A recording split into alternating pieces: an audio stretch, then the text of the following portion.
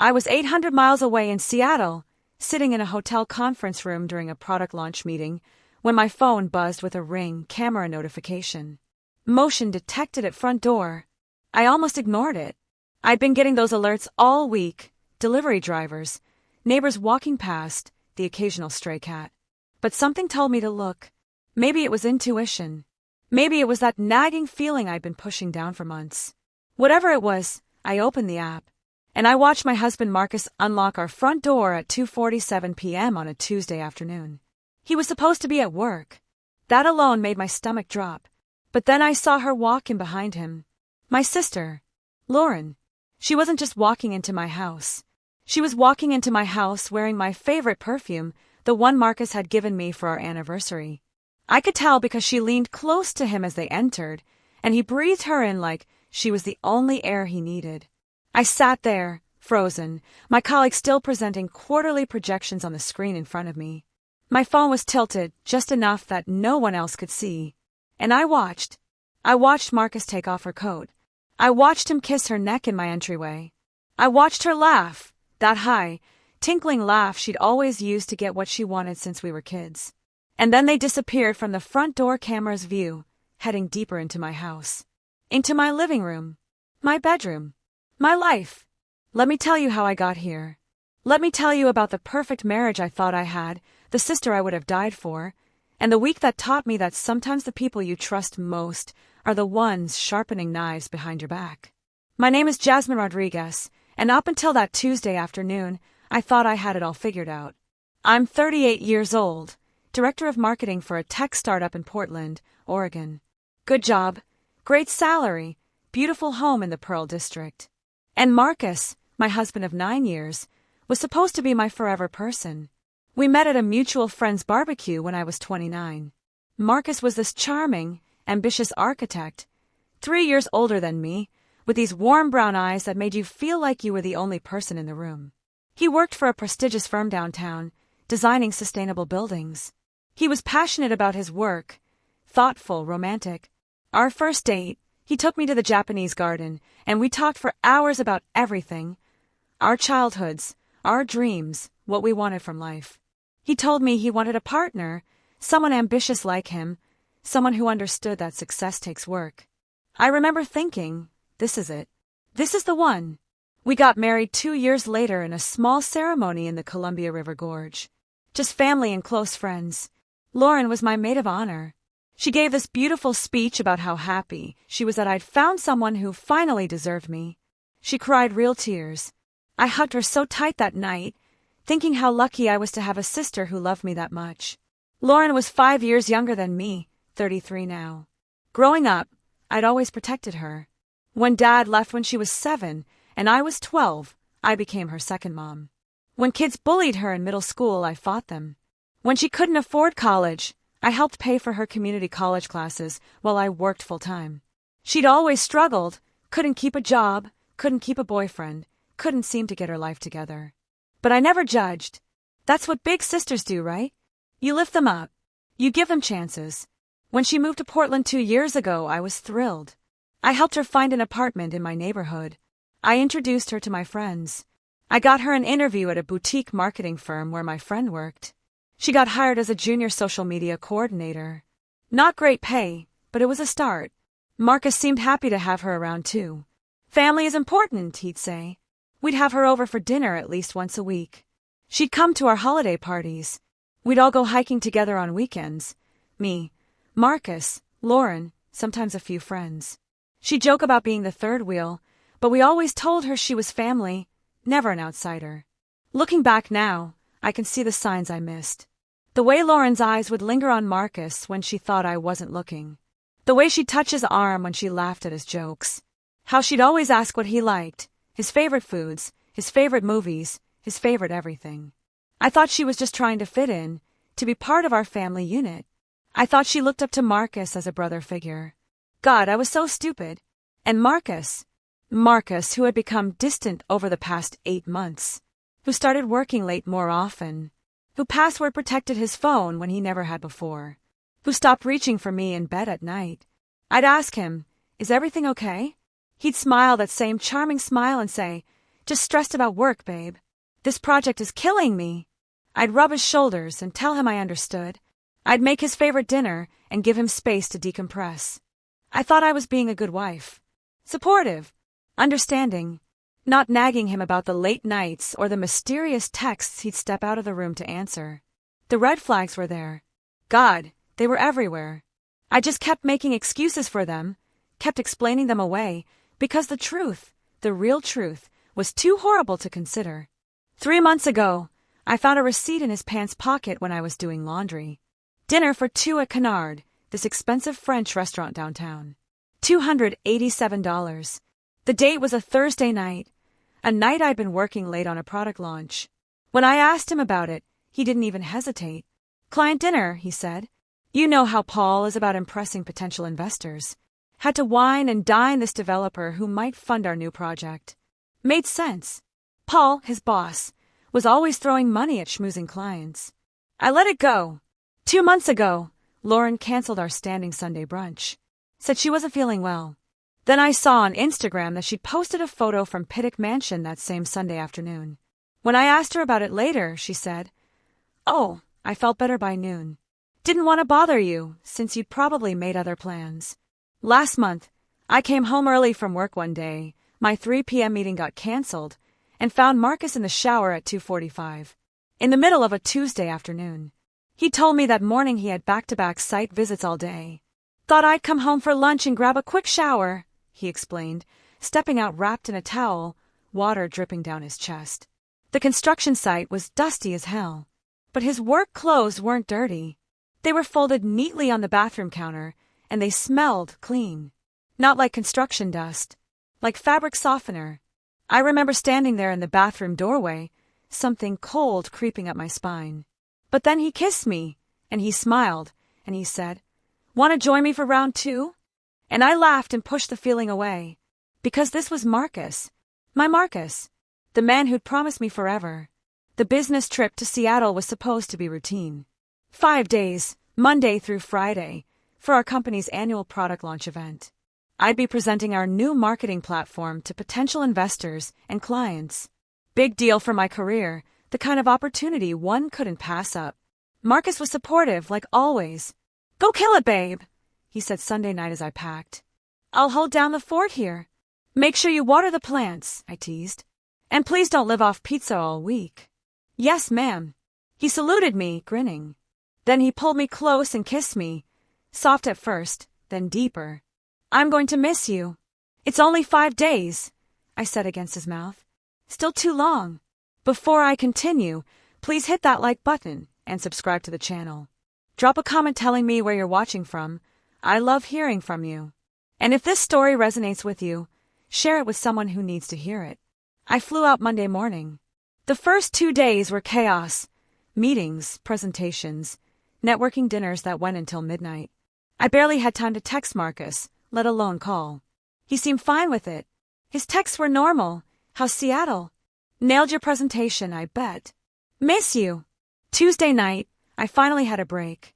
I got back to my hotel room around 9 p.m. Portland time, exhausted but wired from 3 cups of conference coffee. I called Marcus. "Hey, baby." He answered on the second ring, sounding cheerful. Too cheerful. "Hi. God, today was insane. How are you? How was work?" "Good, good. Same old." Finalized the blueprints for the Hawthorne project. Paul's happy. I could hear music in the background. "Where are you?" "Home. Just watching TV." "Making dinner." "What are you making?" Brief pause. "Pasta. Just threw some noodles in." "Sounds good." "I miss your cooking." "I miss you." "When are you back again?" "Friday night. Flight lands at 8:30. "Can't wait. The house feels wrong without you." We talked for a few more minutes. Then I let him go so he could eat. I hung up feeling off. Something about the conversation felt rehearsed. But I was tired, paranoid from too much caffeine and not enough sleep. I took a Tylenol PM and crashed. Wednesday morning, I had meetings starting at 7 a.m. I grabbed coffee and a bagel from the hotel lobby and was in conference room B by 6:45, reviewing my notes. That's when I got the first notification. Ring alert. Motion detected at front door, 9:43 a.m. I glanced at my phone. 9:43 a.m. in Portland. Marcus should have been at work for almost 2 hours by now. Probably a package delivery. But curiosity made me open the app. The screen loaded, and there was Marcus unlocking our front door from the outside.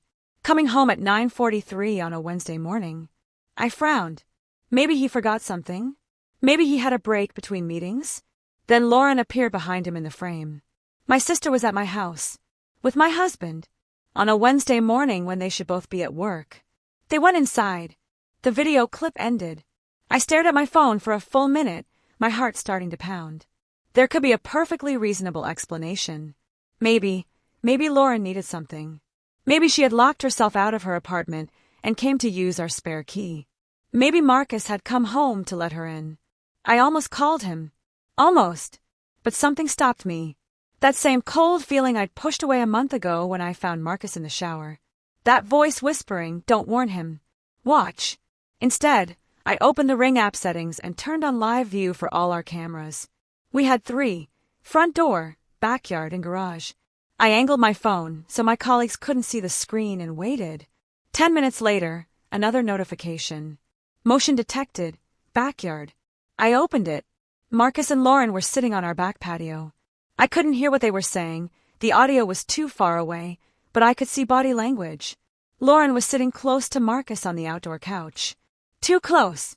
Her hand was on his knee. My mouth went dry. I watched for 5 more minutes. Then they stood up and went back inside, disappearing from the camera's view. The presentation I was supposed to be paying attention to turned into white noise. I couldn't focus. I kept refreshing the Ring app, but there was no more motion on any of the cameras. What were they doing inside my house? At lunch break, I stepped outside the conference center and called Marcus. He answered on the 4th ring, slightly breathless. "Hey, babe. What's up?" "Nothing. Just wanted to hear your voice." "Busy day?" "Yeah, crazy busy. I'm at the Hawthorne site right now, dealing with some contractor issues." "Lie. He was at home. I'd seen him go inside with Lauren an hour ago." "That sucks. When do you think you'll wrap up?" "Probably not until 6 or 7. You know how it is." Another lie. Or maybe it wasn't. Maybe he'd go back to work later. Maybe I was overreacting. "Okay. Well, I miss you." "Miss you too, babe. Gotta run. Paul's calling." He hung up. I stood there on the sidewalk in downtown Seattle, tourists and business people rushing past me, and felt something crack open in my chest. That wasn't the voice of a man dealing with contractor problems at a construction site. That was the voice of a man who'd just been interrupted doing something he didn't want me to know about. I went back inside, sat through the afternoon sessions in a daze, and waited. Waited for Wednesday to end so I could check the cameras again. Waited to see if I was losing my mind or if my worst fears were about to be confirmed. That night in my hotel room, I couldn't sleep. I kept replaying the footage in my mind. Lauren's hand on Marcus's knee. Marcus lying about being at a construction site. The way he'd sounded breathless when he answered my call. At 2 a.m., I was still awake, staring at the ceiling, when I made a decision. I wasn't going to confront them. Not yet. I was going to watch. I was going to collect evidence. And then, when I had everything I needed, I was going to destroy them both. Thursday morning, I woke up before my alarm, groggy from maybe 3 hours of sleep.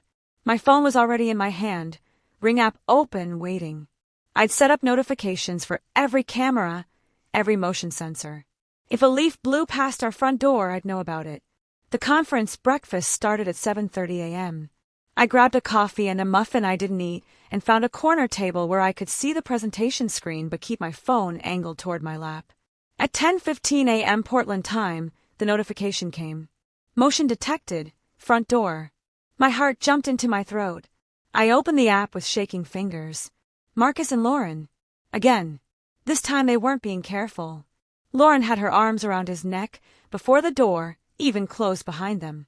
He lifted her up, and she wrapped her legs around his waist. They were kissing like teenagers, like they couldn't wait another second. I was going to be sick. They stumbled out of frame, heading toward the living room. I switched cameras frantically, but we didn't have one inside the house. Just exterior ones. But I had enough. I had them entering my house together for the second day in a row.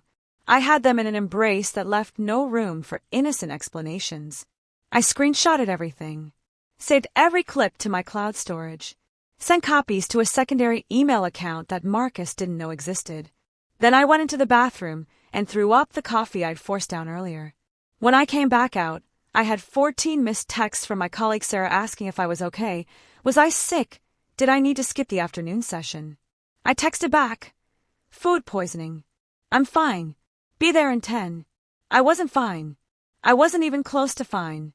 But I had to hold it together. I had 2 more days of his conference, 2 more days of playing the professional while my entire life imploded back home. I made it through Thursday. Barely. That night, I called Lauren. Hey sis.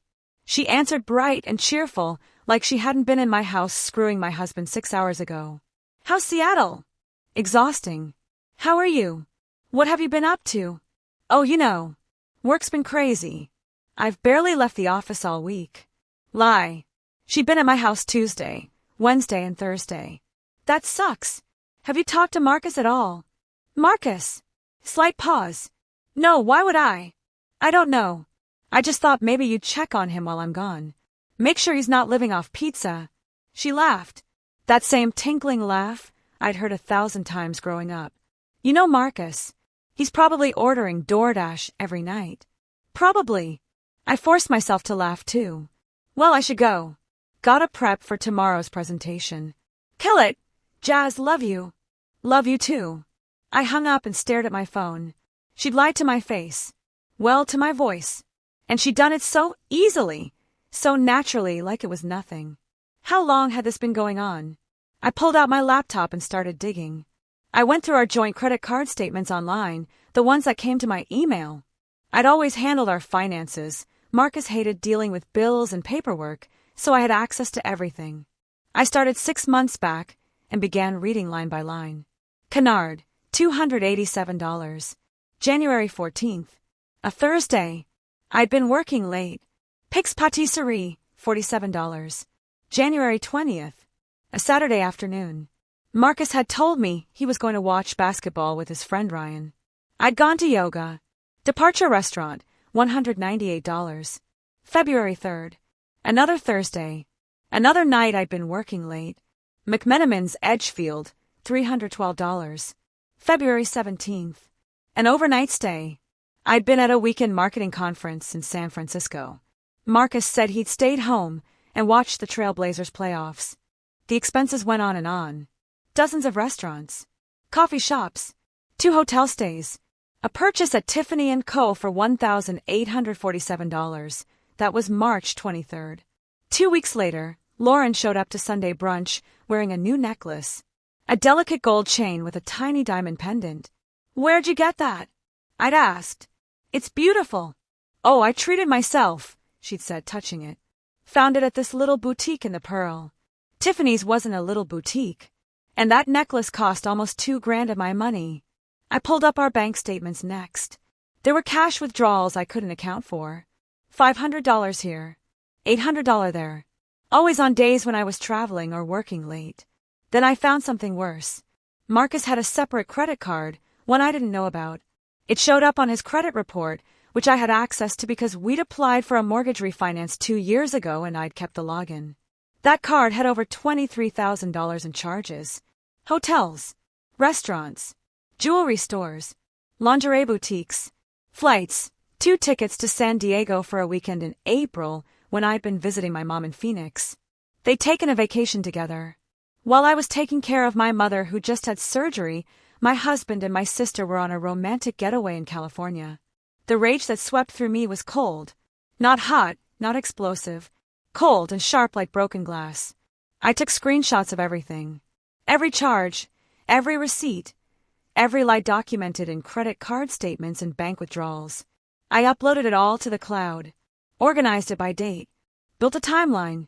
6 months. This had been going on for at least 6 months. Maybe longer. Friday morning, my last day in Seattle, I was running on pure adrenaline and spite. I'd slept maybe 2 hours, spent the rest of the night documenting everything I could find.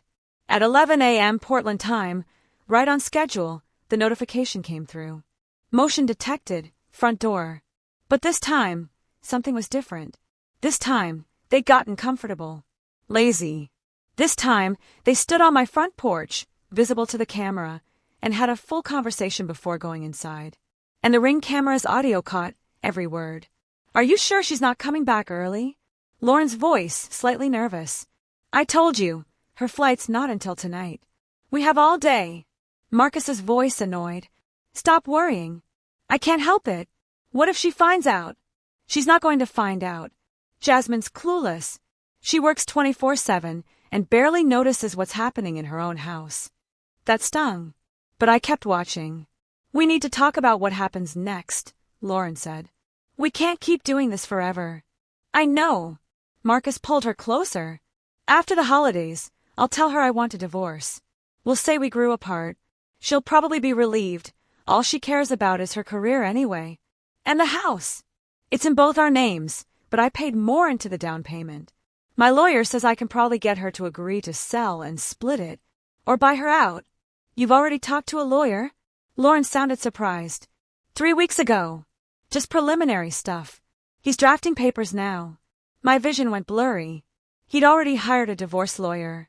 He was planning to leave me, take half of everything, and he hadn't said a word. "What about money?" Lauren asked. "I mean, once you're divorced, will we be okay?" Marcus laughed. "Baby, between my equity in the house and my retirement accounts, we'll be set. Plus, Jasmine makes good money. She'll be fine." "I just don't want her to get screwed over," Lauren said, but her tone suggested she didn't mean it. "Lauren, she'll have her career and her precious marketing platform. Trust me, she won't even miss me." They kissed again, then went inside. I sat there in the conference center, surrounded by hundreds of people, and felt utterly alone. Not only were they having an affair, they were planning my entire future without me. They'd already decided how my divorce would go. They'd already decided what I'd get and what they'd take.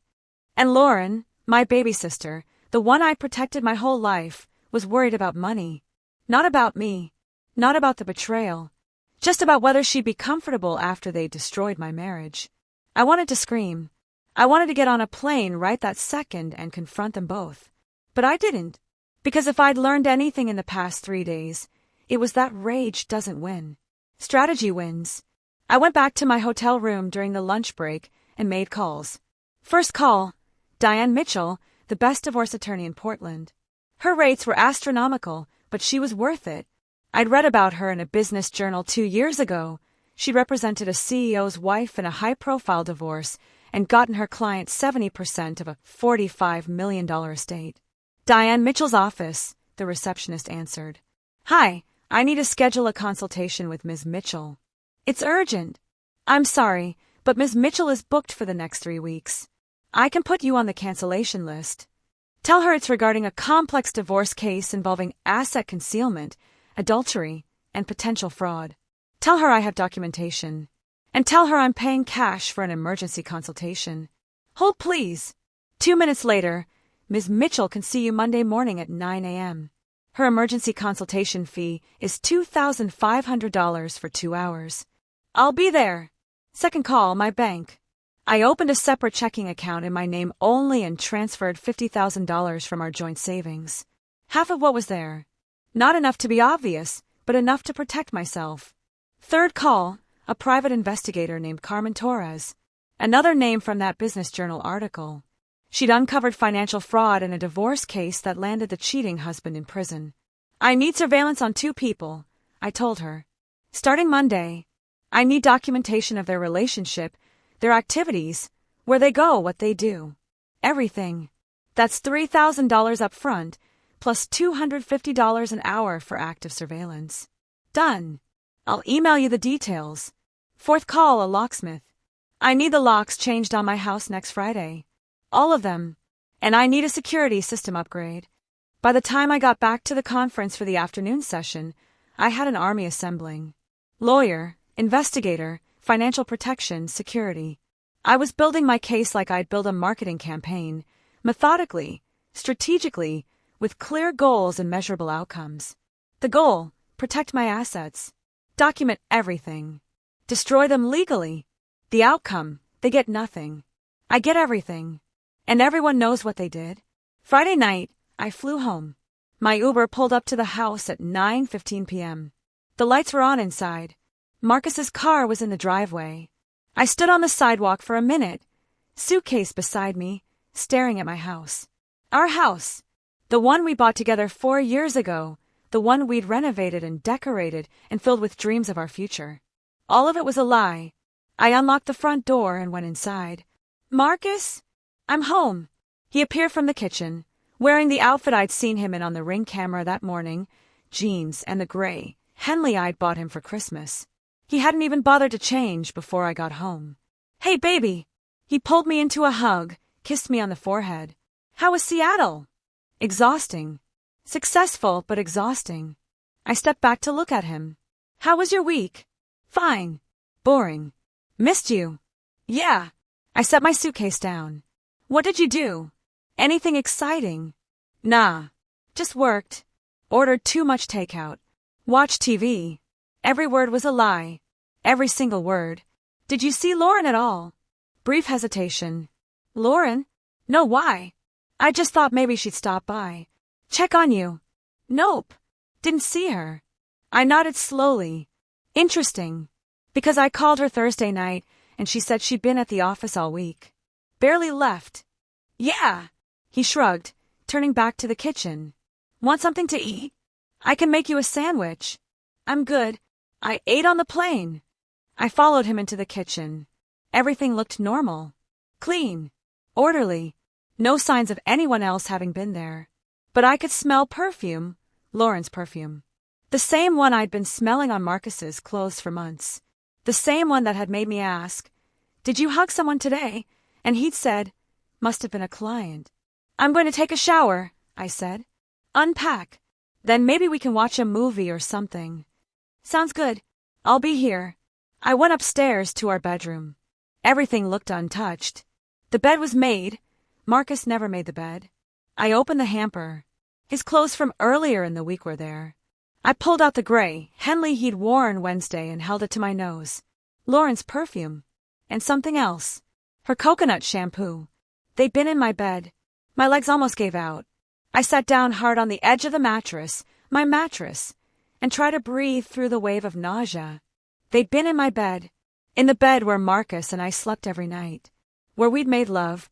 Where we talked about our future. Where I'd cried after my miscarriage 2 years ago and he'd held me and promised we'd be okay, that we'd try again, that we had time. They'd desecrated that. They'd used my home, my bed, my marriage as their playground. I pulled out my phone and opened the Ring app. I scrolled back through the week's footage, looking for something I'd missed. And I found it. Wednesday afternoon. 2:47 p.m. Motion detected. Backyard. I opened the clip. Marcus and Lauren were on the back patio again. But this time they were arguing. "I'm just saying we need to be careful," Lauren was saying. "What if someone sees us?" "No one's going to see us. All the neighbors work during the day. And Jasmine's never home anyway. Still, maybe we should cool it for a while.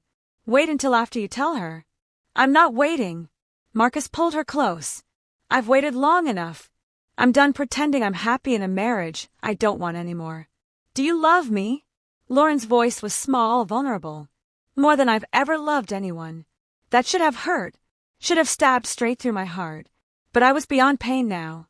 I was somewhere cold and sharp and focused. "What about the money?" Lauren asked. "You said your lawyer thinks she'll agree to a clean split." "He does. Jasmine's not going to fight.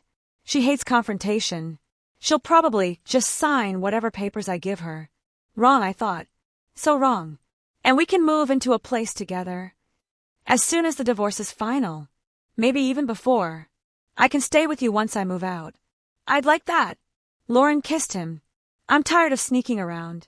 I want everyone to know we're together. Soon, baby. Very soon."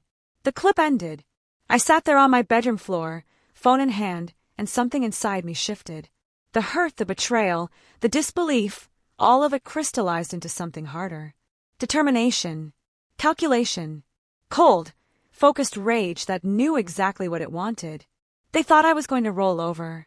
They thought I'd be too afraid of confrontation, too eager to avoid drama, too concerned about appearances to fight back. They had no idea who they were dealing with. I stood up, walked calmly to the bathroom, and took a long shower. When I came out, I put on my favorite pajamas, went downstairs, and curled up next to Marcus on the couch like nothing was wrong. "What do you want to watch?" he asked, scrolling through Netflix. "You pick. I don't care." He chose some action movie. I pretended to watch while I planned. Monday morning, I'd meet with Diane Mitchell. Monday afternoon, Carmen Torres would start surveillance. By the end of next week, I'd have more documentation than any divorce court had ever seen. And then I'd drop the hammer on both of them, so hard they'd never see it coming. If you're still with me, if this story is making your blood boil like mine was, make sure you're subscribed and hit that notification bell so you don't miss what happens next. Trust me, the revenge gets so much better.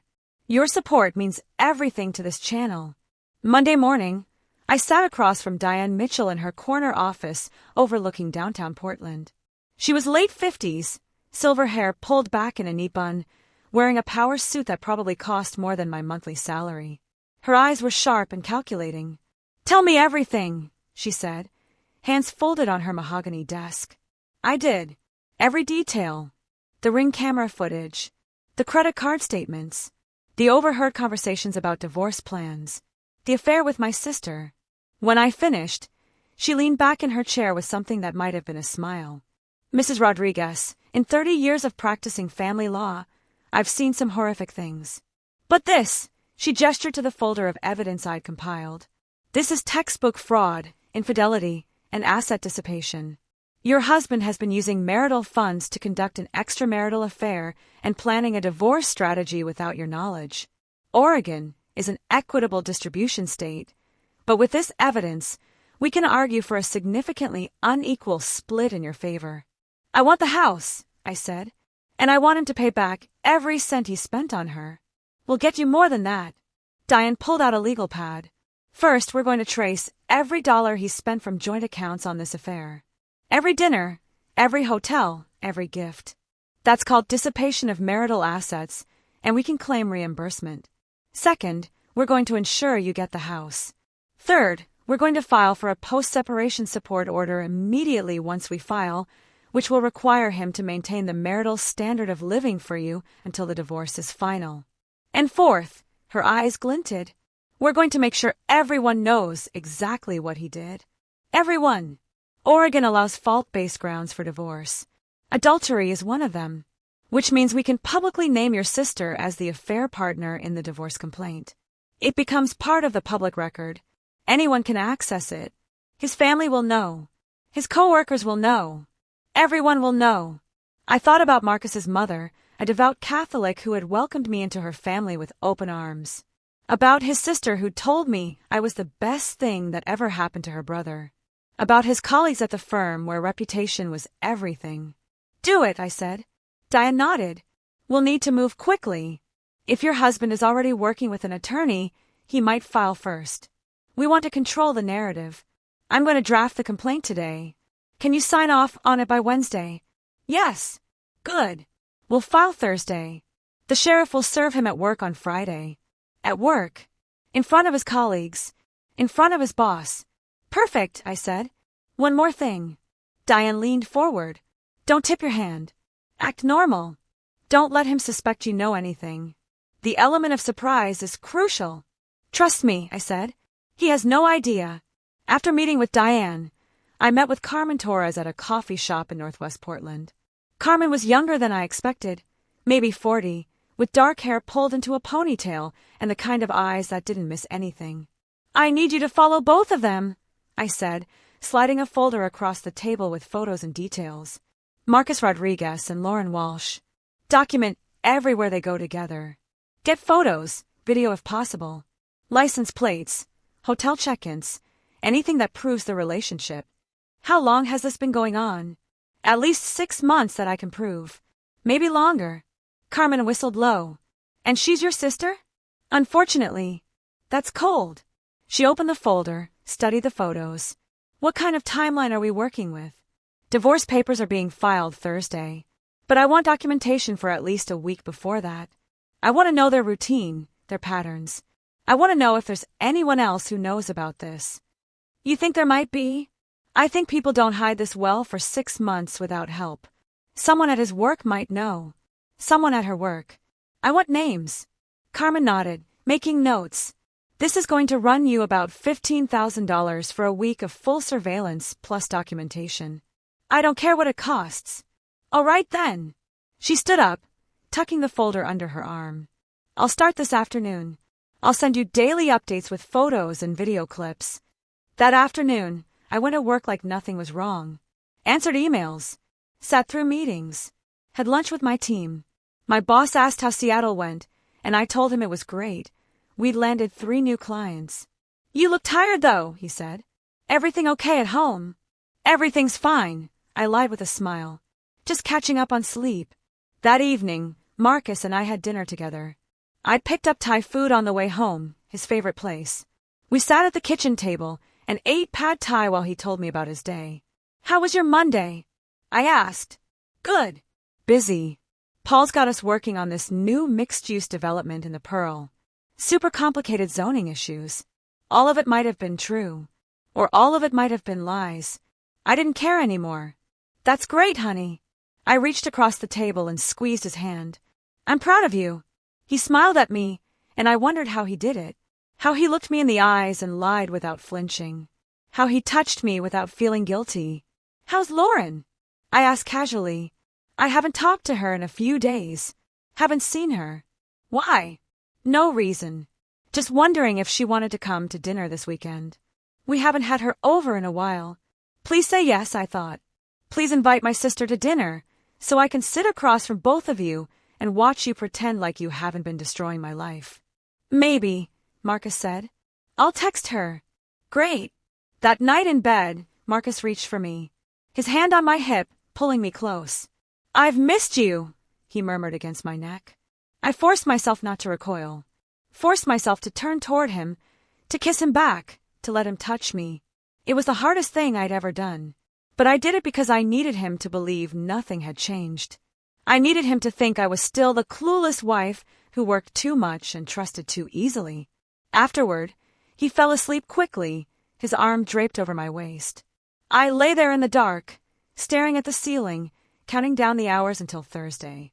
Thursday morning, Diane called me at 9 a.m. It's filed, she said. Complaint for divorce. Motion for exclusive use of the marital residence. Motion for post-separation support. Motion to freeze all joint accounts. The sheriff will serve Marcus at his office at 2 p.m. What about Lauren? She's named in the complaint as the affair partner. Once the divorce becomes public record, which happens immediately upon filing, anyone can access it. I may have already tipped off a journalist friend of mine who covers local court filings. You're evil, I said. I prefer thorough.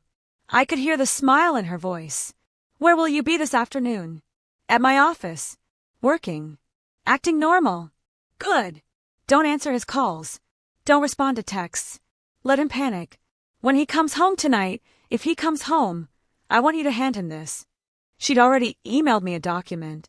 It's a notice that he's not to return to the marital residence except to collect his belongings, and only with prior arrangement. He's to stay elsewhere. He's going to lose his mind. Yes, Diane said pleasantly. That's the point. At 1:55 p.m., I was in a meeting with my marketing team when my phone buzzed with a text from Carmen. Sheriff just arrived at his office building. This should be good. I excused myself to the bathroom and pulled up the surveillance footage Carmen had been sending me all week. She'd been documenting everything. Marcus and Lauren meeting for lunch every day. Marcus leaving work early on Tuesday to go to Lauren's apartment. The two of them going to a hotel in Vancouver, Washington on Wednesday afternoon. And today, Marcus arriving at work at 8:30 a.m. like always, with no idea his world was about to implode. At 2:17 p.m., my phone exploded. 14 missed calls from Marcus. 23 texts. What the fuck? Why am I being served divorce papers at work? Jasmine, call me right now. This is insane. We need to talk. You can't do this. Call me. Jasmine. Answer your phone. I silenced my phone and went back to my meeting. At 4:30 p.m., my office phone rang. The receptionist said Marcus was in the lobby, demanding to see me. Tell him I'm unavailable and he needs to leave, or I'll call security. Are you sure? He seems really upset. I'm sure. 5 minutes later, another text. I'm not leaving until you talk to me. I called security myself. There's a man in the lobby harassing our staff. Please escort him out. At 5 p.m., I packed up my things and left through the back entrance. Carmen was waiting in the parking garage in her car. Need a ride? She asked through the open window. I have my car. But thank you.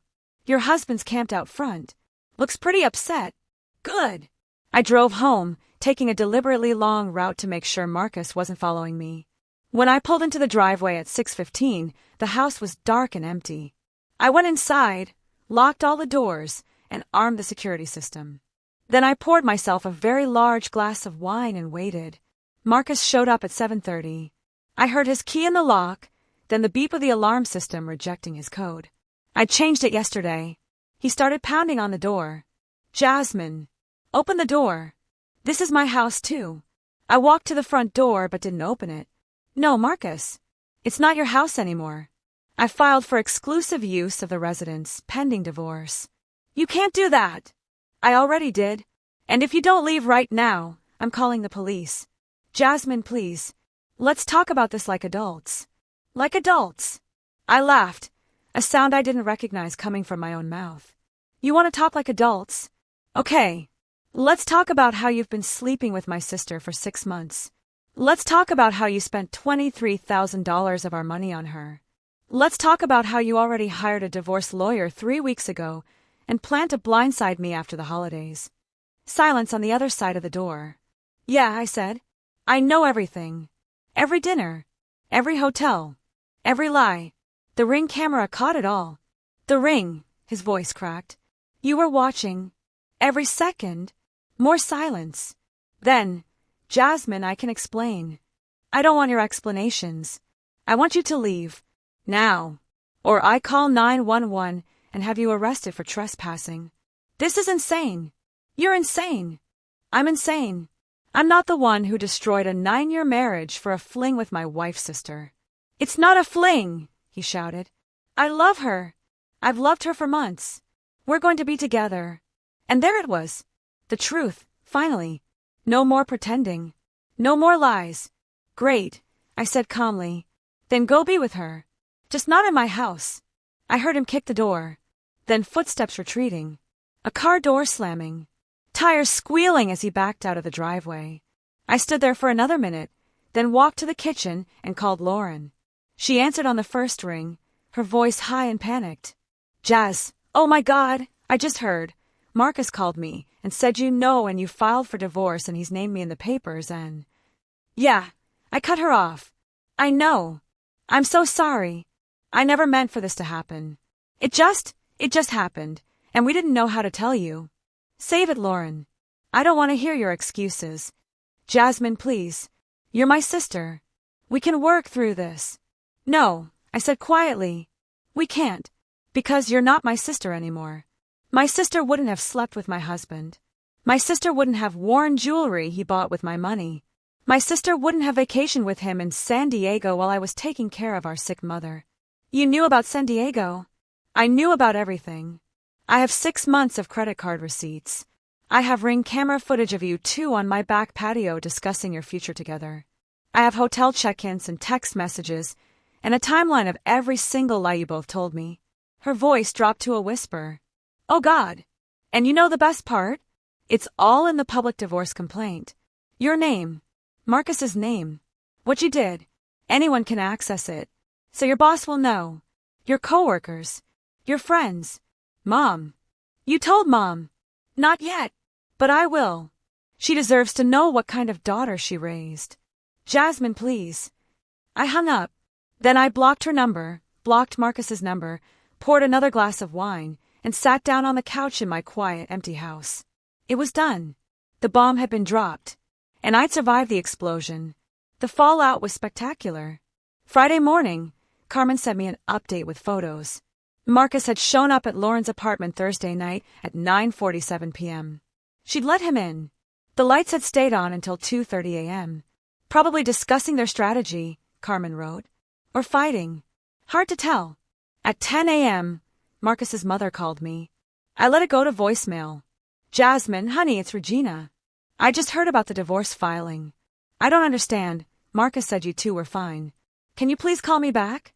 I'm so confused. I texted her back. Check the court filings. Everything you need to know is in there. 30 minutes later, she called again. This time I answered. Is it true? Her voice was shaking. About Lauren? About the affair? Yes. 6 months. At least. Ay Dios mío. I heard her crying. Jasmine, I'm so sorry. I had no idea. If I'd known. It's not your fault, Regina. He's my son. I raised him better than this. How could he do this to you? To his marriage? And with your sister? I don't know. I want you to know, whatever you need, I'm here. You're still my daughter. That doesn't change just because Marcus is an idiot. I started crying. I couldn't help it. Thank you. He came by this morning, Regina said, asking if he could stay here for a while. I told him no. I told him to figure it out himself, since he's so good at making decisions. I laughed through my tears. I love you, Regina. I love you too, Mija. You call me if you need anything. At noon, my phone buzzed with an email from a Portland Tribune reporter. The subject line, request for comment on Rodriguez divorce filing. I forwarded it to Diane. She called me back immediately. Do you want to comment? What would I say? The truth. Your husband had an affair with your sister. He spent marital funds on her. He planned to divorce you without your knowledge. You discovered it and filed first. Will that help my case? It won't hurt. And it controls the narrative. Right now, your story is the one being told. If you stay silent, Marcus or Lauren might try to spin it differently. Okay. Draft something and send it to me. By 2 p.m., my statement was in the Tribune. I'm deeply disappointed to confirm that I filed for divorce after discovering my husband, Marcus Rodriguez, was conducting an extramarital affair with my sister, Lauren Walsh. I discovered the affair through home security footage while on a business trip. The betrayal of two people I trusted most has been devastating, but I'm focused on moving forward. I've retained counsel and asked for privacy during this difficult time. By 4 p.m., it was online. By 5 p.m., it was on Portland's local news. By 6 p.m., my phone was exploding with texts from friends, colleagues, and acquaintances I hadn't talked to in years. OMG Jazz, I just saw the news. I can't believe Lauren would do that. You must be devastated. If you need anything, call me. Marcus is a piece of shit. I'm so sorry. My boss called. Jasmine, I just saw the article. Take as much time as you need. We've got you covered at work. My best friend Keisha from college called, crying. I'm getting on a plane. I'll be there tomorrow. Don't argue with me. My mother called. That was the hardest conversation. Is it true? Mom's voice was small, broken. Did Lauren really? Yes, Mom. I'm sorry. Don't you apologize. Don't you dare apologize. She was crying now. I failed you. I failed both of you. I should have seen. I should have known something was wrong with her. This isn't your fault. She's my daughter. How did I raise someone who could do this? I don't know, Mom. We cried together on the phone for 20 minutes. Then Mom said something I'll never forget. You've always protected her. Since she was a little girl. You fought her battles. You gave her money. You got her jobs. And this is how she repays you. Her voice turned hard. I'm done. I'm done with Lauren. She's not welcome in my house anymore. As far as I'm concerned, I have one daughter now. Mom, don't. I mean it, Jasmine. What she did is unforgivable. I won't have a relationship with someone who could hurt you like this. Saturday morning, Marcus tried to come to the house again. This time I was ready. Carmen was parked down the street, documenting everything. When he pulled into the driveway at 10 a.m., I called the police non-emergency line. My estranged husband is at my residence in violation of a court order for exclusive use. I need an officer here. The police arrived in 12 minutes. By the time they got there, Marcus was pounding on the door again, shouting about getting his belongings. Sir, you need to step away from the door, the officer said. This is my house. She can't keep me out. The officer looked at the paperwork I'd provided through the doorbell camera intercom. Actually, sir, according to this order, she can. You're allowed to collect your belongings, but only with prior arrangement and supervision. You can't just show up. This is bullshit. Sir, if you don't leave voluntarily, I'll have to arrest you for trespassing. Marcus looked at the camera where he knew I was watching. His face was red, twisted with rage and something that might have been grief. You're going to regret this, he said. You're going to regret destroying us. I didn't destroy us, I said through the intercom. You did that all by yourself. He left. The officer stayed for a few more minutes to make sure he didn't come back. Sunday, Lauren tried to call me from a different number. I didn't answer, but she left a voicemail. Jazz, please. I know you're angry. I know I screwed up, but I'm your sister. That has to mean something. We can get through this. We're family. I deleted the message without listening to the whole thing. That afternoon, I got a call from an unknown number. I almost didn't answer, but something made me pick up. Is this Jasmine Rodriguez? A woman's voice, unfamiliar. Yes. Who's this? My name is Tara. I work with Marcus at his firm. I just wanted to call and tell you. She paused. I knew about the affair. Marcus told me about it 3 months ago. He swore me to secrecy. And I kept it because he's my colleague and I didn't want to get involved, but I need you to know I'm sorry. I should have told you. I sat down hard on the couch. You knew for 3 months? Yes. I'm so sorry. It's been eating me alive. When I saw the news, I realized I'd been protecting him when I should have been protecting you. Did other people at the firm know? A few people. Not many. But yes, some knew. So it was worse than I thought. It wasn't just Marcus and Lauren. Other people had known and said nothing. They'd watched me be humiliated and stayed silent. Thank you for telling me, I said, my voice flat. For what it's worth, everyone at the firm thinks he's a complete asshole. His reputation is destroyed. They're talking about pushing him out. Good. After I hung up, I sat there for a long time, staring at nothing. The betrayal kept expanding, kept revealing new layers. It wasn't just my husband and my sister. It was Marcus's coworkers who'd known and said nothing. It was probably friends who'd seen them together and looked the other way. How many people had known? How many people had pitted me while I walked around clueless? My phone buzzed. A text from Diane. Marcus's attorney just contacted me. He wants to negotiate. Says Marcus is willing to give you the house if you drop the adultery claims from the public record. I called her back. Tell him no. The adultery claims stay. He can keep negotiating, but that's non-negotiable. He's not going to like that. I don't care what he likes. The divorce took 4 months. 4 months of lawyers and court dates and negotiations. 4 months of Marcus trying to save face while his life fell apart around him. His firm asked him to resign. Not because of the affair, because of the publicity. It's not a good look for the company, they told him. He tried to fight it, threatened to sue for wrongful termination. They reminded him that Oregon is an at-will employment state. He found a new job eventually, at a smaller firm across town. With a significant pay cut, Lauren got fired from the boutique marketing firm. They said it was due to budget cuts, but my friend who'd gotten her the job told me the truth. The owner's wife found out about the affair and said she wouldn't work anywhere that employed a homewrecker. So they let her go. Lauren moved out of her apartment in the Pearl. Couldn't afford it anymore. She moved into a studio in Gresham, 40 minutes outside the city. Marcus and Lauren tried to make it work. They lasted 6 weeks, living together in Lauren's studio before it fell apart. Too much pressure. Too much guilt. Too much reality. Carmen documented it all. Photos of them fighting outside Lauren's apartment. Marcus loading his stuff into his car and driving away. Lauren crying on her balcony at 2 a.m. with a bottle of wine. They destroyed your marriage for this, Carmen said when she showed me the final surveillance report. And they couldn't even make it 2 months. The divorce settlement was finalized in March. I got the house, fully paid off in my name. $127,000 from Marcus for dissipation of marital assets. All of my retirement accounts. My car. Full ownership of all marital property except Marcus's personal belongings. Marcus got his car, his personal belongings, his retirement account, which was smaller than mine, a court order to pay my attorney's fees, $47,000. The judge's ruling included a specific finding. The court finds that Marcus Rodriguez engaged in the willful dissipation of marital assets by using substantial joint funds to conduct an extramarital affair.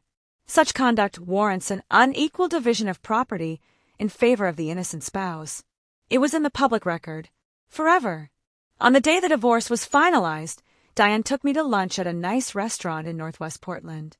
"How do you feel?" she asked, raising her glass of wine. "Exhausted.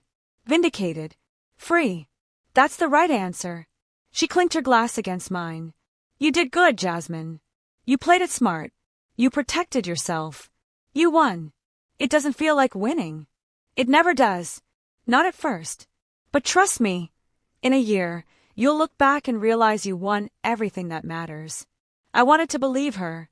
That evening, I walked through my house, and felt strange. Empty.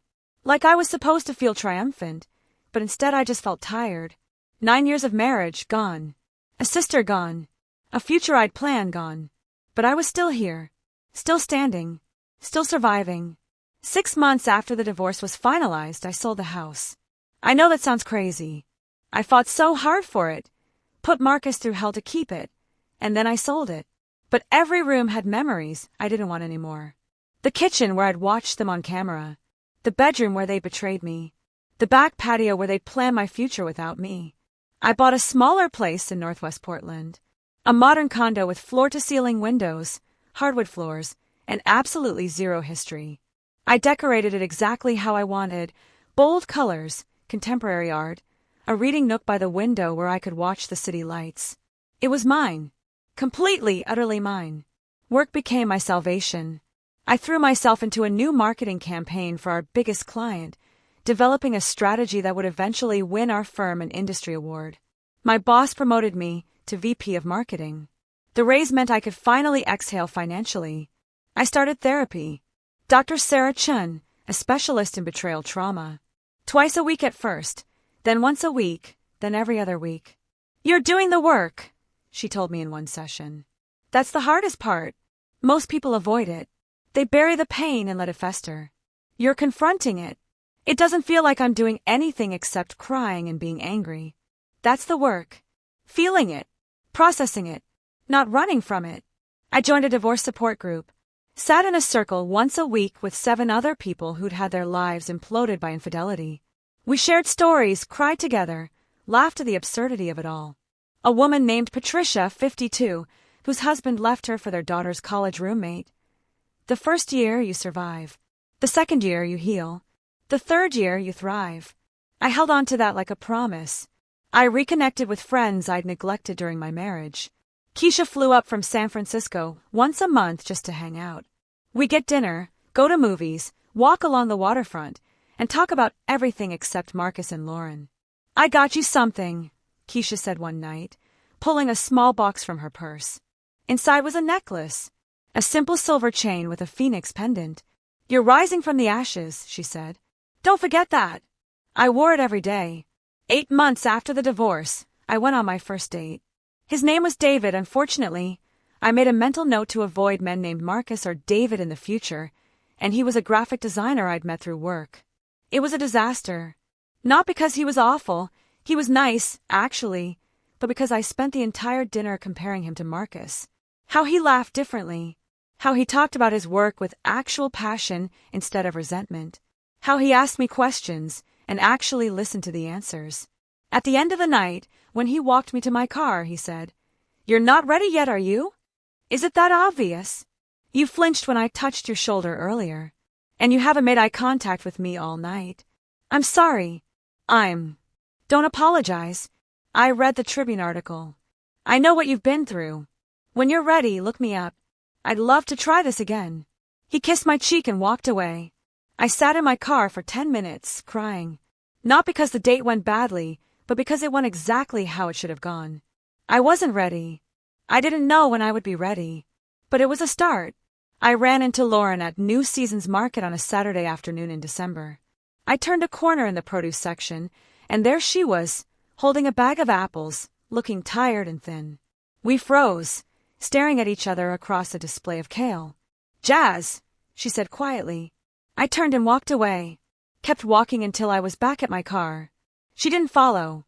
That night, she texted from yet another new number, "I miss you. I know I don't deserve forgiveness, but I miss my sister. I stared at the message for a long time. Then I blocked the number. Some things couldn't be fixed. Some relationships couldn't be salvaged. And I was okay with that. Marcus tried to contact me once, about 9 months after the divorce. An email to my work account. He didn't have my new personal number. Jasmine, I don't expect you to respond. I don't expect forgiveness. I just wanted to tell you that I'm sorry. Not just for the affair, but for everything before it. For taking you for granted. For making you feel invisible. For destroying the best thing in my life because I was selfish and stupid. You deserved better than me. I hope you found it. I read it 3 times. Then I deleted it without responding. A year after the divorce, I threw myself a party. Divorce anniversary party. I called it. I invited 20 friends to my condo for wine and hors d'oeuvres in celebration. What are we celebrating? My coworker Brandon asked. Survival, I said, raising my glass. And freedom. And the fact that I'm still here. Everyone cheered. Keisha pulled me aside later in the evening. How are you really doing? Good days and bad days, I admitted. But more good than bad now. I don't think about him as much. I don't check his social media anymore. I don't wonder if he's happy or if he regrets it. That's progress. Is it weird that sometimes I'm grateful? I asked. Like, if this hadn't happened, I'd still be in a marriage that was dying. I'd still be married to someone who didn't really love me. At least now I have a chance to find something real. That's not weird at all, Keisha said. That's healing. Marcus, if you're somehow watching this, I want you to know something. You thought I'd be easy to break. You thought I'd cry and beg and take you back because I was too afraid to be alone. You thought I'd stay silent about what you did because I wouldn't want people to know I'd been humiliated. You were wrong about all of it. I wasn't the weak, clueless wife you thought I was. I was the woman who built a career while you coasted on your potential. I was the woman who held our marriage together while you tore it apart. I was the woman smart enough to document everything and strategic enough to destroy you with it. You traded a loyal wife for a 6-week relationship with my sister. Was it worth it? The job you lost? The reputation you'll never get back? The family that doesn't speak to you anymore? I hope every time you try to explain to someone why your divorce is in the public record, you remember this. You did this. Not me. You. And Lauren, my dear sister. The one I protected for 33 years. The one I loved unconditionally. The one I would have done anything for. You destroyed our relationship for a man who couldn't even stay with you 2 months after the divorce. You chose him over me, over our family, over everything we built together since we were kids. I hope it was worth it. I hope those 6 months of sneaking around, wearing my perfume, sleeping in my bed. I hope they keep you warm at night now that you're alone.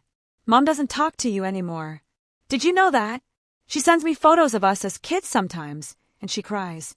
She says she failed you. I tell her she didn't. I tell her you made your own choices. But between you and me, I think you were always jealous of my career, my marriage, my life. And when you had the chance to take something from me, you couldn't resist. The irony is, you did me a favor. You showed me who you really were. You showed me what Marcus really was. And you freed me from both of you. So thank you. Thank you for being exactly who you are. Thank you for your betrayal. Because it led me here, to a life that's completely mine. To a future I get to build however I want. To freedom. I don't forgive you. I probably never will. But I don't hate you anymore either. You're just nothing. 2 people who used to matter and don't anymore. I'm 39 now. Single. Successful. Free. I wake up every morning in my beautiful condo, go to a job I love, spend time with friends who actually value me, and I don't think about you at all. I'm dating again. Slowly. Carefully. But I'm open to love in a way I never was before because now I know what I'm looking for. Someone honest. Someone loyal. Someone who sees me as a partner, not an obstacle. And I'll find that person. Maybe tomorrow. Maybe in 5 years. Maybe never. But I'm okay with any of those outcomes because I know something now that I didn't know before. I don't need anyone else to complete me. I'm already whole. The Ring camera is still installed in my house, by the way. But I don't watch it obsessively anymore. I don't need to. Because the only person with keys to my home is me. And I trust myself completely. That's the difference between you and me, Marcus. I learned from my mistakes. I grew. I changed. I became stronger. You're still the same person who lied to his wife for 6 months, who spent her money on another woman, who planned her divorce behind her back. And that's why I won. Not because I got the house, or the money, or the satisfaction of watching your life fall apart. I won because I survived. I healed. I became someone better. And you're still you. Thank you for showing me what I'm capable of. Thank you for teaching me that I'm strong enough to lose everything and still rebuild. Thank you for failing, because your failure set me free. To everyone watching this, if you're going through something similar, if you've been betrayed by someone you trusted, if you feel like your world is ending, it's not. I promise you it's not. It feels like death. It feels like you'll never breathe right again. It feels like the pain will swallow you whole. But it won't. You're stronger than you know. You're braver than you think. And you deserve so much better than someone who treats you like you're disposable. Trust your gut. Protect yourself. Document everything. And don't let anyone make you feel crazy for suspecting the truth. That voice in your head that says something's wrong, listen to it. It's trying to save you. And when the dust settles, when the divorce is final, when you're standing in the wreckage of your old life, rebuild. Build something better. Build something that's entirely yours. You'll survive this. I promise. And one day, you'll be sitting in your own beautiful space, living your own beautiful life, and you'll realize you haven't thought about them in weeks.